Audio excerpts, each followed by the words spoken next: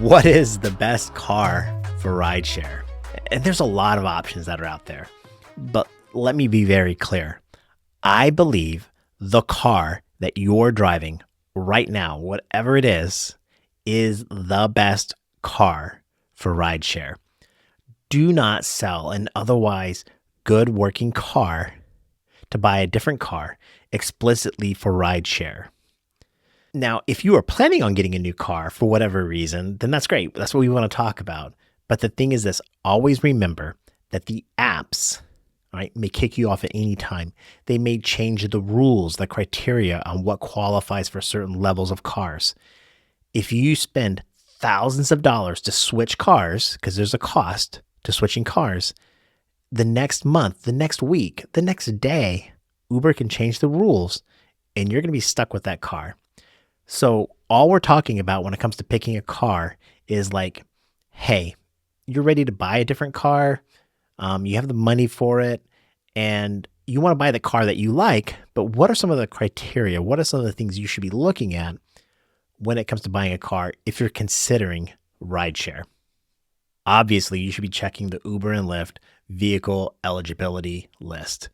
Do not buy a car if you're a rideshare driver that doesn't qualify. And if you want to be a rideshare driver, and definitely look at what cars are maybe going to fall out of criteria, right? So, I think 2008 is the latest or the earliest model that you can get. So if you're going to buy a 2009 model, whatever, that car only has 1 year of rideshare life in it, as an example. And when it comes to buying a car, buy a car that you like. Because the apps may kick you off, they may change the criteria, but you're going to be sitting in that car for hours. Buy something that you want. Don't buy a car that you don't like. I recommend buying the cheapest possible car. If you can pay cash for a car, that's great. Buy the cheapest possible car that you like. And when it comes to buying a car, efficiency is the key. Now, I'm not saying you should buy a Prius if you don't like a Prius, but a Prius is a very efficient car. So buy a car that you like, buy it as cheap as possible, and buy a car that is efficient. Make sure it's not too old. And I have some personal preferences when it comes to cars. I think things like having a black leather interior, just because it's easy to clean, a bigger back seat and a bigger trunk are really helpful. And quite frankly, if you can get a car with really good suspension, kind of for comfort, because you're going to be sitting in it for long periods of time. Now, I've seen drivers out there in sports cars. God bless them. I've seen drivers in Ford F-150 trucks. God bless them. But it's just a hard business. It's a hard business if you were to try to buy a car that you're going to use for a work truck and then try to drive 30 hours a week as an Uber driver in it. That would be really unprofitable and hard to do. Now, when it comes to buying a car, there's a kind of a methodology to it. This is how I would do it if I wanted to get a car perfect for rideshare.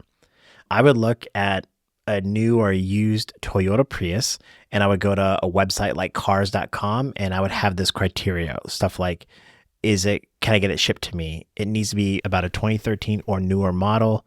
Toyota Prius. I want something that's a great deal, black leather interior, one owner, no accidents, clean title, and it's only been used for personal use. So you might be like, Levi, why are you driving a black Model Y Tesla? Well, I'll explain it. I had a Prius before and I hit a deer with a Prius. So I had 2 weeks where I ended up renting a Tesla for Uber as a Tesla Model 3. And I really liked it. And at that time, two things happened. Tesla lowered their price by about $7,000 on the Tesla Model Y. In addition to that, the federal government was giving me $7,500. In addition to that, Uber said they'd pay me $2,000 if I bought a brand new car using the Uber app to buy a Tesla. So that was basically like $16,000, $18,000 off of a $55,000 car. I like the Tesla, there was the EV bonus. And so I can make another $2,000 to $4,000 in bonuses based upon using this Tesla. So I took a shot at it. Now, again, Uber at any point in time could say, Levi, that Tesla does not qualify for Uber, or a passenger could falsely claim that I was a drunk driver or whatever it is and get kicked off the app. I'm okay with it because I wanted the Tesla. So I still want to buy the Tesla. The Tesla was for me. It just so happens that I can make more money with it than my Prius. That's it. So again, I'm not saying you should get a Tesla, though you should. They're great. But buy a car that you like. Buy a car that you want to drive. And God bless you if you can get that car to work profitably for a long, sustained period of time with Uber and Lyft.